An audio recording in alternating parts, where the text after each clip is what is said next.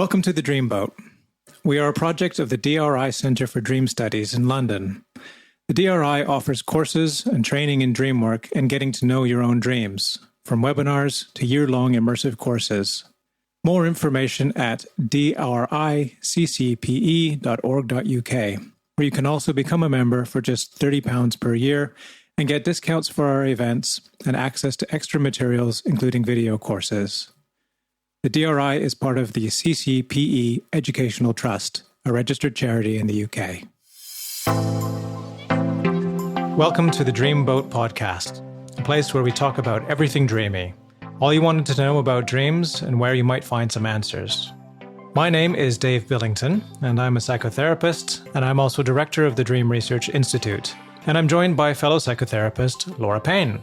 Hello, I'm Laura Payne, and I'm also part of the Dream Research Institute. And we're called the Dreamboat because we are actually recording our podcast on a beautiful canal barge here at Little Venice in London called the Boat Pod.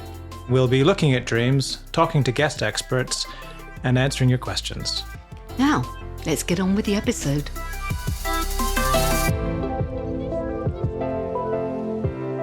So, DreamLab is back due to popular request. We've had great feedback when we introduced it in the first series, and so we've decided to make this a regular slot. Yes, we're glad you enjoyed us going into a deeper analysis. So we have 2 more dreams lined up for you today. We're going to look at the dreams using a variety of methods and perspectives to show you how we work and how you could interpret your own dreams and your own symbolism. Yes, so as before, we're going to use lenses such as the Jungian lens, the Freudian lens, which often comes with associations. Again, have a look at some of the alchemical content, elemental content. And of course, we're inevitably going to have a go at the waking dream technique and just talk about how we would use it, which is the technique that we've pioneered at the DRI. So first, we are being joined by Kit, who is a psychotherapy trainee at CCPE. And later we'll be joined by Ayurvedic doctor and lecturer Angela. Okay, so Kit, thank you very much indeed for coming on board and joining us here today. So the best thing is, why don't you just run through the dream and then we'll pick it up and look at different ways that we'd work with it. Yeah, absolutely. And thank you so much for having me. I'm really excited to be here. That's good. So the dream, I had this dream, I think it was it's a few weeks or a month ago. I'm very bad at remembering exactly when, but it was relatively recent. In the dream, I find myself in my childhood living room, and I've just found out that my best friend is getting married. And I feel really excited about this because it's a massive deal. This particular friend called Claire, and she's been my friend since I was 2 years old. She's like a sister. So it was really, really important. And she's told me that she wants me to be maid of honor, which was just incredibly moving at that point because we'd always said if one of us was going to get married, we'd be each other's maid of honors. Yeah. And she said to me, and I think this was happening on the phone, that she was going to send me a dress that she wants me to wear at the wedding. And then it kind of phases, and the dress has arrived, and it's in one of those laundry bags that you zip and unzip. And I unzip the dress. I'm in my childhood living room still, and inside is the most beautiful dress I've ever seen in my life. It is. The colour is, I can only describe it as the inside of a conch shell, that really beautiful pale pink. And the material is like gossamer. It's sort of almost shimmering, really like long flowing, beautiful. And, when I touched the silk, it was just like the softest silk I've ever touched. And I feel just overwhelmed to even be in this dress's presence, actually. And really excited to wear it on the day. And then there's another phase. I might have woken up at that point and gone back into the dream, actually. But suddenly it's the day of the wedding. And again, I'm in my living room, and my childhood living room, and I come downstairs to get the dress. And when I take the dress, when I can see the laundry bag is there, but it looks kind of wrong. And I open it up and there's nothing there. The dress is gone. And at this point I feel absolutely panicked. I feel sick because I know I haven't moved it. And I know my mother is in one of the rooms upstairs. So I call up to her, or probably actually more like yelled up to her, and asked her to kind of come down. Like, where's my dress? Where's it gone? Have you moved it? Because my mum is quite good at kind of moving things to strange places. And she comes downstairs and she sees that the dress isn't there, and she kind of shrugs it off. Like, oh, I don't know. It's not there. I don't know where it is. And that, I feel myself almost going into sort of a child triggered angry mode at this point. And I'm saying to her, like, you must know where it is. Where is it? Where is it? And I get the feeling that she kind of knows more than she's saying. When I push her, she finally says, okay, fine, your father took it. What do you mean my father took it? And she said, he just took it and left. So at this point I say, where did he go? And she said, I have no idea, but probably across town somewhere. So I order an Uber. And again, there's another phase in the dream, and suddenly I'm in the back of the Uber. And it's a very strange Uber because it has these huge, great big kind of royal blue velvet, very plush pillows in the back. And I remember even in the dream thinking, this is a bit weird for an Uber. It's quite fancy. And I felt at the back, I thought I should be sort of enjoying this experience because it's sort of novel. But I felt engulfed by the pillows. I felt uncomfortable. Anyway, so I'm looking outside, and the architecture it's like really brutalist, very concretey. It's like kind of really kind of Kubrick-esque, out of maybe like Clockwork Orange, something like that. Mm-hmm. And I do actually really like that kind of architecture. So it crops up in my dreams a lot, but I remember it was like that. And after a while, we get into this square, and I see that there's a bar that's in a basement, and I have a feeling that my dad's in there, which again is strange because my dad is a very light drinker and doesn't go to bars. But I asked the cab to stop and get out. And I make my way down into this bar. I go through, and it's really dingy in there. It's kind of, it's also the morning time, so it's completely empty, and it sort of smells like stale beer, and the lights are kind of dark. And I see my father at the bar drinking a beer, and he's wearing my dress. He's wearing it. And I feel completely enraged at that point. And I go up to him and I say, get that off right now. That is my dress. I'm wearing that to the wedding. And my dad says, no. He says, I'm wearing it to the wedding. And he does know this friend of mine very well. She's like a kind of second daughter to him. So he would have been at the wedding. But he's taken this from me, and I feel even more angry, and we start to have a real back and forth about it, and he's being extremely stubborn, and I start to feel not just angry but pretty helpless as well. I'm starting to realize that he's not taking the dress off. He's not going to give it back to me, and I think about calling my mother, but I'm pretty sure that she won't really get involved, so I decide not to. And all I can remember at the end of the dream was this just feeling of deep sadness and wondering whether I'd still be allowed to be maid of honor at the wedding without the dress. And then I wake up. Well, that is quite a very moving dream, and also very emotional. I was struck when you told it about the depth of the emotions that the dream took you to. And obviously some of the imagery within it is really powerful. We're going to ask the classic question. Can you remember what was happening in your life around that time? Yes. Funnily, there wasn't much happening in my life at that time. I do remember a few things. I had just recovered from, I had norovirus, which I seem to get once a year, and it's absolutely foul. Oh dear, yeah. So I was feeling very kind of depleted and pretty vulnerable, I think, as well, sort of, physically vulnerable. I'd also, I had a recent argument with my father as well, because he made a not very nice comment about my weight. And that kind of set me off. So we had a bit of a back and forth about that. And I do remember at the time as well, in my therapy, we're starting to get really into my relationship with the masculine and feminine as well. So that was kind of what was happening around that time. Just before we kind of put our oars in too much, what do you make of the dream at this stage? I mean, it could mean so many things. It's one of those things. I find it quite easy to jump into other people's dreams, but with my own, I always struggle. Yeah. I think there's something to do with my relationship with the feminine, and my dad's relationship with the feminine as well. I think there has been quite a bit of internalized misogyny handed down, which has meant that certain people in the family have struggled to connect with that side of things. Yeah.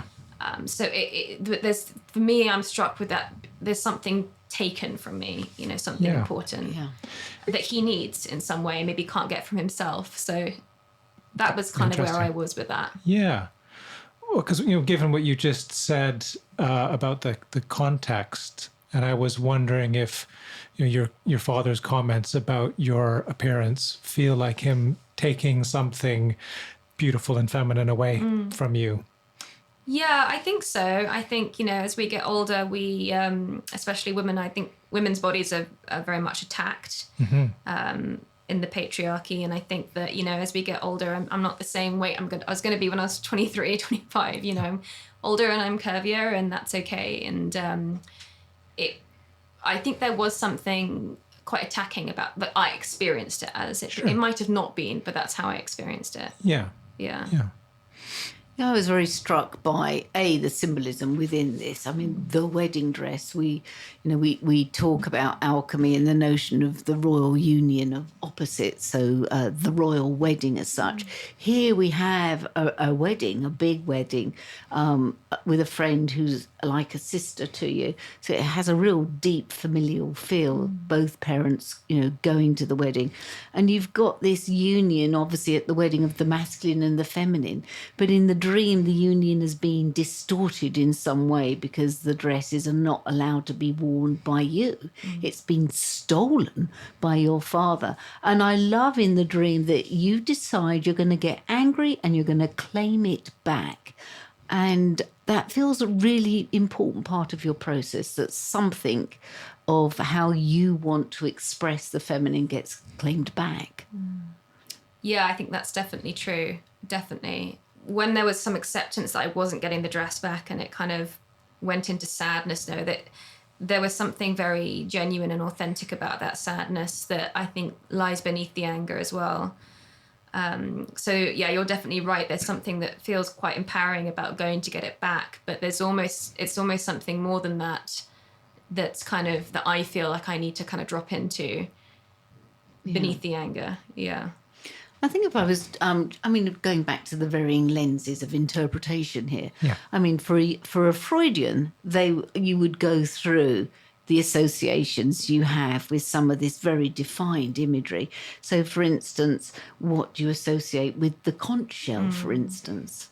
Yeah, well, that's interesting, actually, because with this particular friend, our families used to go to, I don't know if you know the Scilly Isles, but they're these beautiful islands off the coast of Cornwall, and we used to go there every summer, pretty much, two families together. And I used to always be a bit kind of split because Claire has a younger brother who's also, who I love to bits. And Claire's very girly. She's, really into kind of girly stuff. And all she wanted to do was collect shells on the beach and go to the shell shop and buy shells. That's what she wanted to do. And James wanted to go and, run off and climb rocks and things. And I wanted to do both of those things. So I would get kind of bored with the other and then go to swap between the brother and sister. And my parents used to joke about that. They'd be like, oh, when you get bored of the girly stuff, you'll go and do the boy stuff. And you've always kind of just gone easily from one to the other. Great. Yeah. Which... It's in association then with the dress. Yeah. The fact that the dress is associated with the feminine, the girly stuff. Yeah. And that you really wanted it. and you really wanted to wear it. And appreciated it more than wanted it. That's what I was really struck by when you were talking about it. You said it's the most beautiful dress you've ever seen. And I really got a sense of what it felt like for you to see that and touch it and handle it and be with it. I was just wondering if you could say a little bit more about the embodiment of that. What's the sensation of seeing that dress originally, and where does that land within you? You know, it's really expansive, actually. I feel it's almost like a kind of fullness in my kind of heart center. It's like every kind of sensory part of me is alive in the presence of that dress. It was, you know, really quite profound experience in the dream. The other association I became quite intrigued about was this Uber car with these cushions that were deep royal blue velvet. And I just wondered if you had any associations with that and what came up for you around that as an image. Yeah, I mean, I was curious about that, and that's one of the parts of the dream that I think I'm the least sure about. I mean, for me, the royal blue, that's quite masculine. Okay. I don't know, that's just what comes to me. But the kind of, I don't know, something about the kind of engulfing and plushiness of the cushions and placed there kind of just for your comfort, or there's something quite feminine in that as well. So I don't know, to be honest. I don't know what to make of that. Any particular associations with royal blue cushions? No. Just check. Ubers. Yeah, I take too many of them. I was left thinking, Dave, about when we talk about transport in dreams and how it's how the big self, the big S self, gets carried around, the ego gets carried around in the world. And here we have this very plush, it could be masculine, could be feminine, Uber car that's taking you basically to have a showdown with your dad in some way. And that there's something about this piece of transport that is carrying the ego through. And then you get to this concrete world, which again is often seen as the mind in a lot of symbolism, dream symbolism. The concrete world is often a symbol of, you know, the concrete of the mind. And so there's something about your rational sort of logical self that needs to be overcome in some way to get back to the feminine.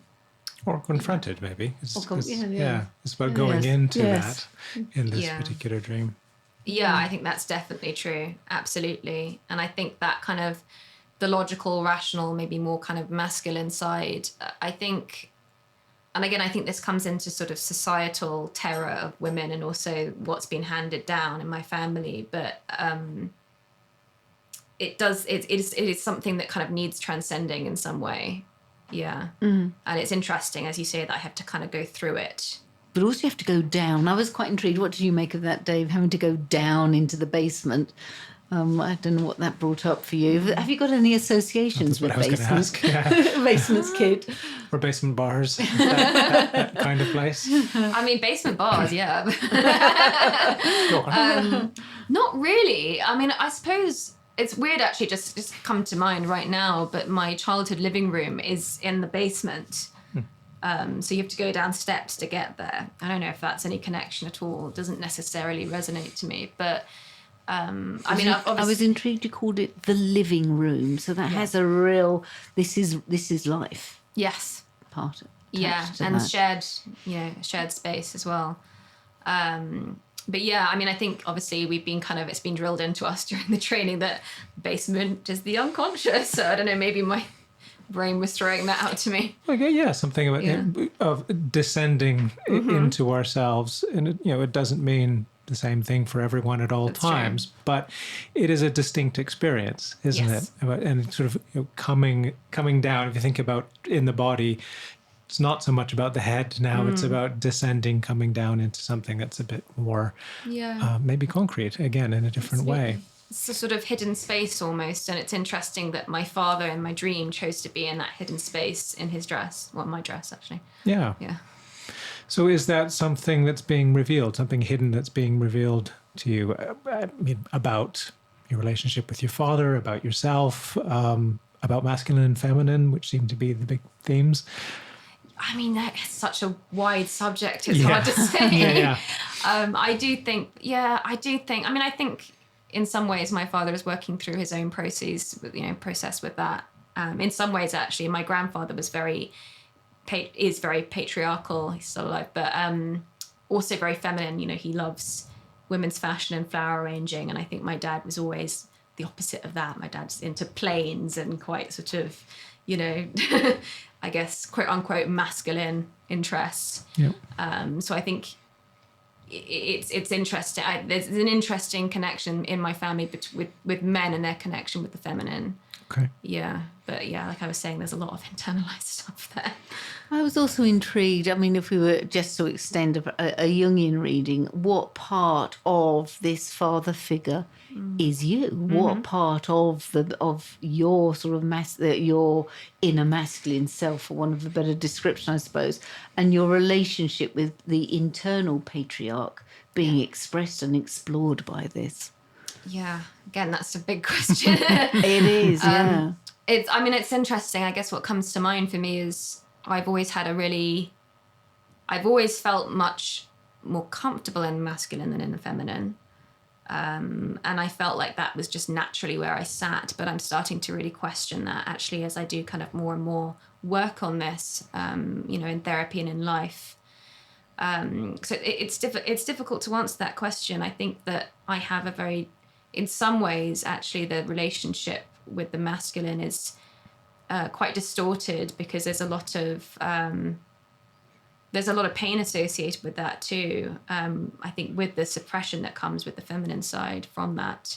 So it's very complicated. I find myself kind of fogging up in my mind when I talk about it. Yeah. Yeah, but it's ongoing. Yeah. Oh, well, I'm quite intrigued that the inner father figure is very happy in the feminine, in the dream, sitting in the dream, wearing this most beautiful dress, basically saying, no, you're not having it back. I'm very happy in this dress. So in some ways, this father figure has a sense of union. It's happy with the feminine and its exploration of the feminine.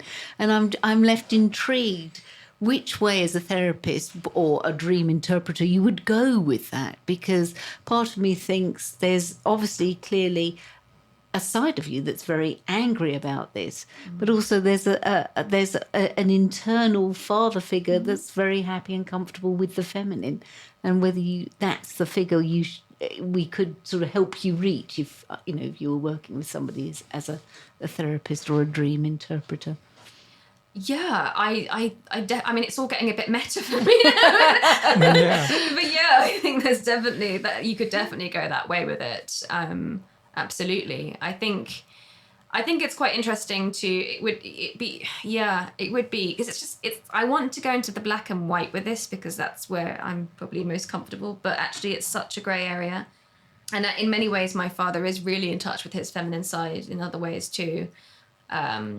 So maybe that's something that I've internalized as well. So you've got this masculine sort of father internal part that's come out in the dream that's actually almost like a dual spirit, very happy with both.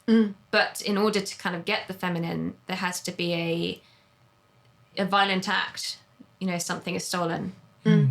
Yes, I was thinking if I was doing waking dream technique with this, there are very different parts of the dream that I would want to take you back into. One, actually trying the dress on rather than it just being... That was my first impression. Rather than being put in the dress bag. on. Put the dress on. Yeah, see what that's like. Yeah. Really have that embodied experience and know that that's for you. Yeah. And whatever happens after that, that's for you. Now, I should say that I have heard this dream before, and Kit has submitted herself to the waking dream process. And I think you did put the dress on, didn't you, in the dream, in the waking dream process? No, we didn't actually. You didn't put it on. But I was given homework of putting the dress on every day in a visualization, which I'm sorry, Nigel, I haven't done. Bad girl. Yeah. Is that a rejection of patriarchy? Yeah, I'm sure. And I think that would be the next bit. I would sort of encourage you to put the dress on. Obviously, it's all crying out, isn't it, for you to really wear it. I'd also be quite interested to take you in the Uber with the plush blue cushions and see where that is. But more importantly, it's this phrase that you use when you argue with your father and you say, I feel angry and helpless. Where do you keep that in your body under the waking dream technique would be a really interesting thing to explore. And what else sits there, because that's, I think, the anger with the masculine sits in that in some way. Yeah, absolutely. I'd be really interested in that too. Yeah, be quite powerful. And you were saying it was getting quite meta before. But I wonder for you about the distinction between your father, who is a person living in the world, and this aspect of you, the internalized father, what he represents. It looks like from this that maybe there's an even a more balanced version within you. And it sounds like some of what you're exploring is that balance and that ability to move back and forth between masculine and feminine and not be constrained by one or the other, or not be robbed of either of them either. So here's this figure within you who is available to get in touch with in some way, maybe literally by touching them, by looking at this person who has the face of your father at the very least, communicating, wondering what it's like to be them in that moment as well. And is there some sort of communication between the part of you which is the dreamer, the part of you which is this father in the dress who's holding this rigid position? What happens if those two parts of yourself start to talk to each other? Yeah, again, I find that really intriguing. Actually, as you were talking, kind of what came up for me was the kind of distortion that father figure in the dream is holding, where actually the intention is quite a good one. Again, it's like what you said, the sort of moving, oscillating from quite freely from the masculine and feminine, or being able to hold both. But there's something on process which has led to this kind of distortion where it's rigid and unkind too, actually. So I would be really interested to kind of have a dialogue between those two selves. I was just thinking from a Jungian point of view, for the Jungians, this is known as active imagination work. At the DRI, as you know, we call that creative imagination work, and it's extended. But yes, to start a dialogue with the father wearing the wedding dress, talking to that figure, and exploring it perhaps in drawings, scripts, journaling. I mean, there's so many different ways you could start a dialogue with the father, where the father figure or the internal patriarchy wearing the wedding, this wedding dress. And it's not actually the wedding dress, we have to be clear. It's the maid of honor. And I was struck afterwards, I wonder what you associated with the phrase maid of honor, because it's distinguished, but there's something around the word maid, isn't there? Yeah, well, it's sort of deeply feminine, isn't it? Yes. I think it's, I've been a bridesmaid before. I haven't been a maid of honor yet. And in some ways this is the friend who most of all I would love to do that for. If she does choose to marry. So there's something tied up for me around that really deep sisterhood as well. And the notion of honor is the bit that sits with me. Yes. And in the dream, if we're looking at the opposite, you feel that the father is being dishonorable. Yes. He's holding the notion of dishonor. Yeah, absolutely. Absolutely. And the dress on him isn't the same. Yeah, it's a distortion in some way. Yeah. I mean, I'm finding the father figure actually really fascinating because obviously there is the inner father figure for you. And on some level, he's dishonoring your role in this by wearing the dress. But also there's something if you flip the coin on it, there's something paradoxically, he's comfortable in his femininity in the dream. and is strongly and prepared to defend himself around it. So there's this sort of mixture of, where does the fight start? Where does the fight end in this? Absolutely. Where's the resolution? Yeah. Well, and there's energy within that as well. Again, thinking sort of Jungian way of looking at it, the tension of opposites. When they're not in dialogue, then there's two fixed positions that can't meet. But as soon as you're there with the challenge, with bringing the anger into it, which starts something happening, well, there's energy that gets released when these two parts are, well, even when they're fighting, frankly, or arguing. But eventually, from that communication, there's something that might be quite enlivening in that. Yeah. Yeah, definitely. Thank you very much indeed, Kit, for coming on board and sharing this most fascinating dream. Good luck with your continuing to work with it, because it is, as we've discussed, rich on so many levels, and really appreciate your time and your vulnerability for coming up and discussing it with us. Thank you. Oh, thank you so much for having me, and thank you for your wonderful insights. I'll take it all to my therapy sessions. Thanks very much for coming. Thank We really, you. really do appreciate it.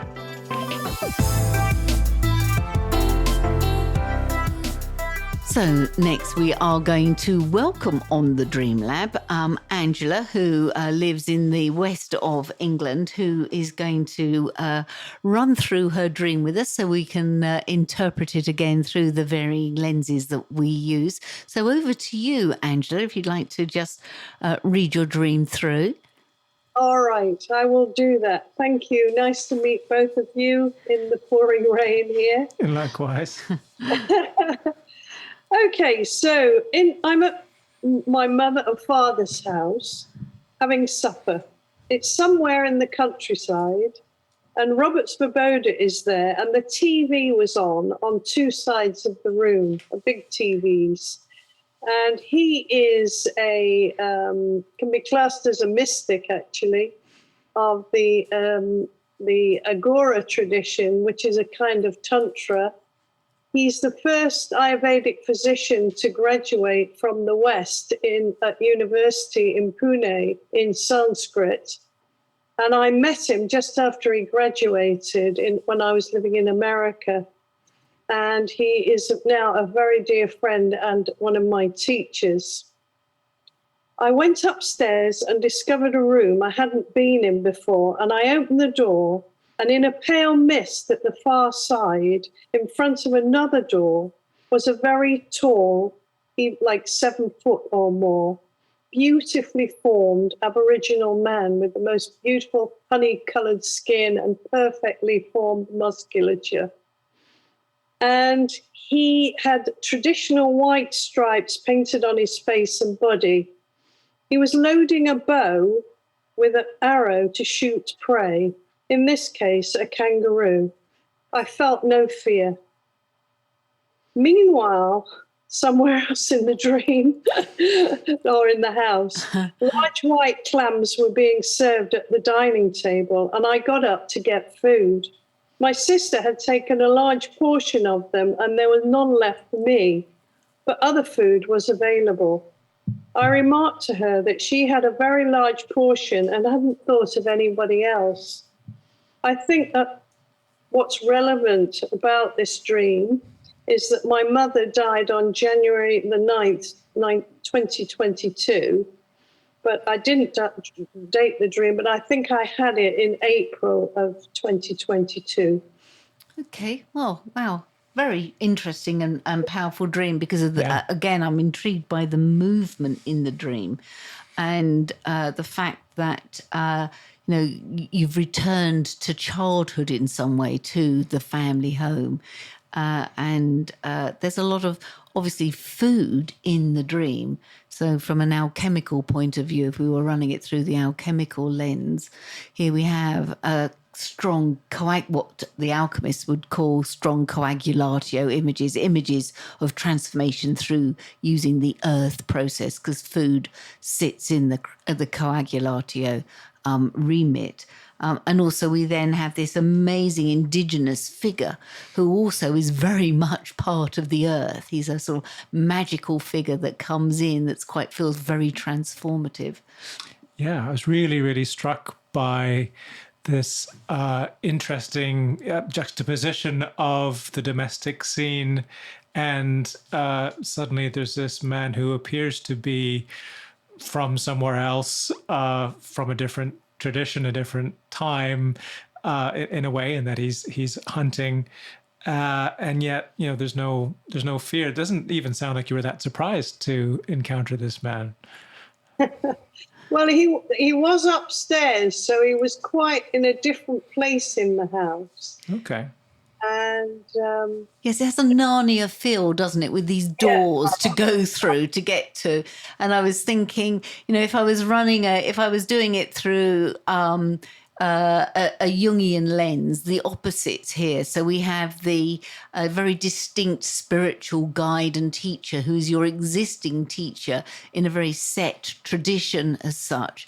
And then we have this shamanic teacher. So we've got this sort of almost sublimatio sort of not transcendent, this sort of sublimatio sort of teacher that's your everyday, not that he's an everyday guru. I don't mean it like that, but he's the familiar guru of your familiar, the guru or the teacher that you work with now.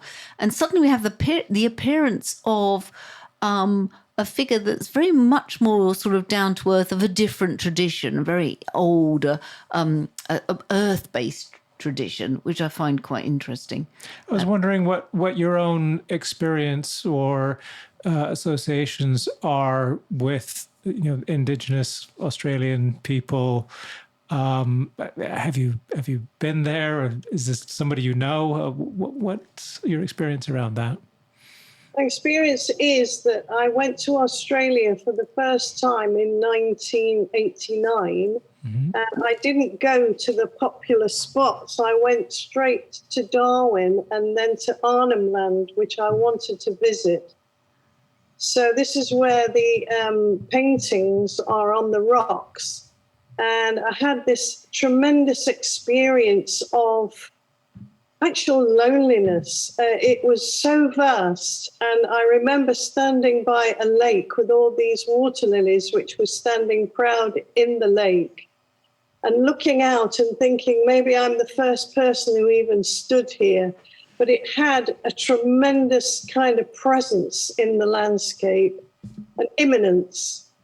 And maybe just to get a bigger picture of what else is in the dream, the initial setting is your mother and father's house. And I was wondering about your associations and your feelings that you have around that particular place.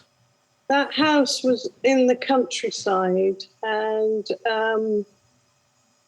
it felt good to be there. I mean, I have Laura sort of pointed that out, a strong affinity with the countryside and being in the earthy spaces. I love the earth. And when I was thinking about the dream after I wrote it down on paper later, Robert Svoboda has often looked to me like an Aboriginal man, strangely enough. And I'd forgotten that. Oh, that's interesting, isn't it? So he's the sort of, whatever he holds was morphed into something that you had held within symbolically when looking at him. And I'm quite touched by this sense of loneliness that you had as your experience in Australia. And I understand that obviously both your parents are now dead, and this was after have died, and this was just after your mother sadly passed away. And I was thinking that we have a sensation, particularly when we become orphans for the first time, whatever age we are, of quite a sort of quite of this loneliness. And I was intrigued whether there might be some emotional association there. It could be, because I don't have any children, and my status did change from being the daughter to the elder in the family. I'm the eldest child, and I had to sort of deal with getting the funeral, writing the eulogy, which had quite a profound effect on me, actually. I realized, that my mother had come through a difficult life during the 30s and the war in Nottingham, where my family come from. it really struck me what she must have gone through as a child. Yeah, I was intrigued by that as part of the associations. If we were putting a Freudian lens on the associations with Australia, and also that you're now the elder of your family feels such a powerful statement. And I was wondering whether this indigenous man also holds some of the elder qualities in some way. Yeah, not sure about that. I can't connect to that in any way whatsoever. All I could say was that he was magnificent and had this incredible power that was emanating across the room. And I did want to go over there and meet him. I wasn't frightened of him. Yeah. Just wondering if you could stay with that for just a little bit longer and maybe tell us a little bit more about, what was it like being in the same room as him? You say that, there's this power kind of emanating from him. So what's your experience then of being in that room? What happens to you in your mind and your emotions and your body as you experience this man? What I experience is the actual need to pass through that door where he's standing in front of. He's standing in front of another door. I enter from the right side and he's standing in front of a door on the left side, right at the back of the room. And I know that I have to pass through that door. And then what do you imagine will happen when you pass through that door? I don't know, but I know it's going to be good. Do you have a sense of what is beyond that door at all? Yeah, I do. I have a sense of the real knowledge of the self with a capital S. Mm-hmm.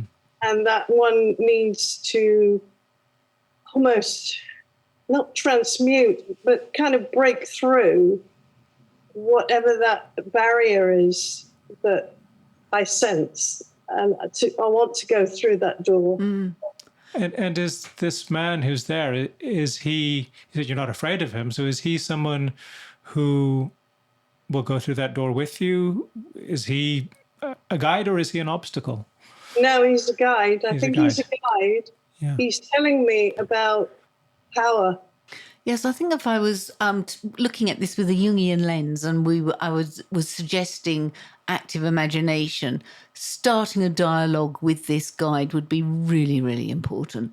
And I was thinking again also at the DRI, as listeners know, we talk about the waking dream technique, whereby we take the dreamer back into the dream to re-experience it. I would really like to take you back in the dream, not just to go immediately through the door, but to be with him when he pulls the bow and the arrow. There's so much energy in that. And it's such an archetypal, the hunter is such an archetypal image. And how in the dream it feels full of energy. And what would it be like for you to be the hunter, to pull the bow? I think with waking imagination, or with a waking dream technique, or with a Jungian active imagination, I would really like to work with you, or I would encourage you to work with pulling the bow and shooting the kangaroo yourself. It feels really important in some way. Yeah. I'm looking at Dave here. Well, yeah, what that makes me want to ask is, do you know the hunter within you? Is that a part of yourself you're familiar with? I do, because in the Jyotish, which is the Vedic system of astrology, which is more accurate than the Western one because it's actual sidereal real time, I'm a Sagittarius sun and moon. So I look at the senator and I see his arrow, and I know that is my kind of destiny, is to use that arrow to penetrate to causal levels. And his bow wasn't pointing at me or the kangaroo, but he was loading it down like that. Mm-hmm. No, I mean, that's probably why I wasn't afraid of him. It was like, that arrow's not for me kind of thing. Yeah. It'd be lovely to get you to do that. I mean, you probably don't know this, but under the waking dream technique, we often encourage the dreamer to take away a meditative exercise or an active imagination exercise. I would get you to do that every day. Pull the bow, see what that feels like, what the energy of that is like, and what happens within your body when you do that. And then eventually step through the door. Absolutely. It'd be such a beautiful way of exploring what I think is a very powerful and energetic vision, as you yourself have described it. Yeah. I will do that. I will practice that. Thank you for I that. think it feels really nice. And then we go on to the clams. Well, I was going to come back to that, which feels like it's sort of, again, back in a different category, back in something a bit more domestic, contemporary, perhaps. And around the clams, there's something about this relationship with your sister in this moment. Yeah. And you know, without causing a family rift, is this a familiar dynamic? Well, not at the moment. Okay. But the clamshells definitely have a strong image for me, because we walked to Santiago de Compostela from the Puy, Yeah. and the clamshell or the scallop shell is a very strong symbol. And I used to paint every year a card of all the images from each walk on the way. Wow. So I've even got one around my neck. Ah, look at that. You could even, talk about it being a clam or a scallop shell. But to me, because they were so large and pure, then I felt that it's got something like that. It felt recognizable seeing those clams. And again, there's a real deep spiritual connection with this, but also, part of the spiritual connection of the pilgrimage is you are walking through the landscape almost like the indigenous Australian. You walk through the landscape. It's like carrying the divine with you in some way. There's a divine aspect to being in the world. It's embodying something. And that feels really lovely in terms of associations. When I was young, my father, obviously, because I was the firstborn, I took up most of the space. And, my parents thought I was the divine child. And then I think when I reached puberty, my father sort of, because of his own issues, I think, with it all, sort of pushed me to one side and took to my sister. So Okay. I think there is that element does exist within that image of she's got the bigger portion. Right. Yeah, I'm intrigued. I mean, we haven't got a lot of time left, but I would be intrigued as to which part of you does this inner sister hold? Is this a bit that you denied from yourself in some way? How you would talk to the inner sister? What is it as far as part of going through that door needs to be addressed with whatever part this inner sister holds? Feels quite an important part of the process. And yes, I think it's a clue to how you could go through the door in some way that it's allowing. I think you say that there was none left for me, even though there was other food available. There's something about tapping into generosity on both sides of oneself that needs to come together. Yeah, no, that's really lovely to point that out, because, I was thinking of a literalization of my sister. And, of course, all those psychological functions within your mind are sisters, aren't they? That's right. That's a really lovely way of putting it. And some of them are the good sister. Yeah. Yeah. So you're right. I mean, I need to sit and sort of stay with this and see where it takes me.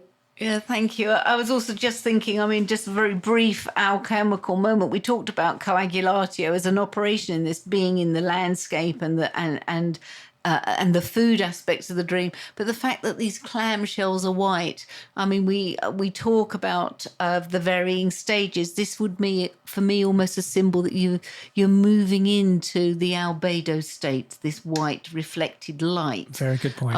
And we've had an episode on alchemy and in the dream world, and this is an interesting, perhaps, suggestion of an albedo moment. And also, again, you talk about the pale mist by the door and it moves. Again, for the alchemists, this is a symbol of change. The pale mist can sometimes be sublimatio, as in change by the operation of air, and you do go upstairs, so there is a sublimatio, rising aspect to this. But the white clamshells tells me that you're moving from a different stage into the albedo stage, the stage where change can now happen. The rubedo stage, the final stage, is the going through the door.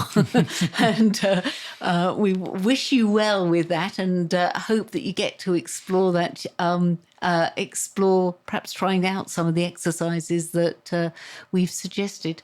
So, Angela, thank you very much for coming on board and sharing this really beautiful dream. I've really appreciated it.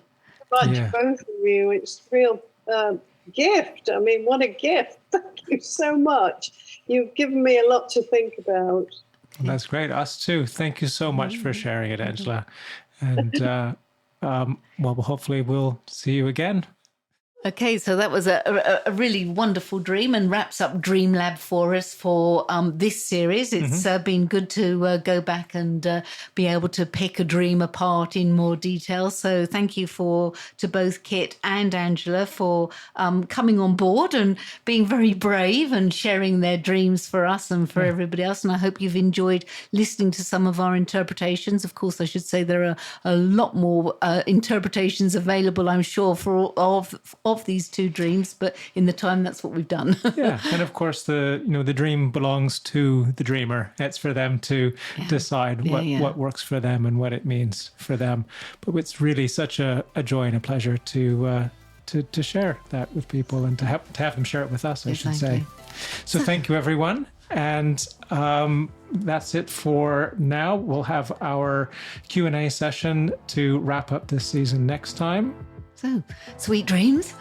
Keep dreaming and keep sharing your dreams. The Dream Boat is a project of the DRI Centre for Dream Studies in London. The DRI offers courses and training in dream work and getting to know your own dreams, from webinars to year-long immersive courses.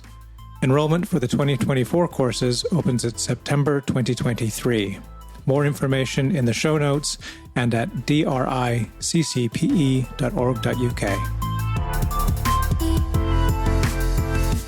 So, thank you for joining us for this week's episode. Don't forget to like us and leave comments on your favourite podcast platform. As I'm sure you know, that's the way we build an audience for the Dreamboat podcast and also to spread news about dreaming. And as we said, there are many ways you can share your dreams at the DRI, the Dream Research Institute. Yes, we have courses, events, and workshops, and we want to hear from you. So check out the show notes for links or find us on Instagram and on our Facebook page and on our website at driccpe.org.uk. And if you want to explore your dreams further or you would like to support us, you can join the DRI as a member for just £30 a year. As a member, you will get discounts for all of our events and short courses. You'll get our newsletter with latest dream research news, and we'll also be adding other special member benefits during the year. Of course, members' dreams will always be given preference for reading on the podcast Dream of the Week slot. So go to the link on the show notes and become a DRI member today. Keep dreaming and keep sharing your dreams.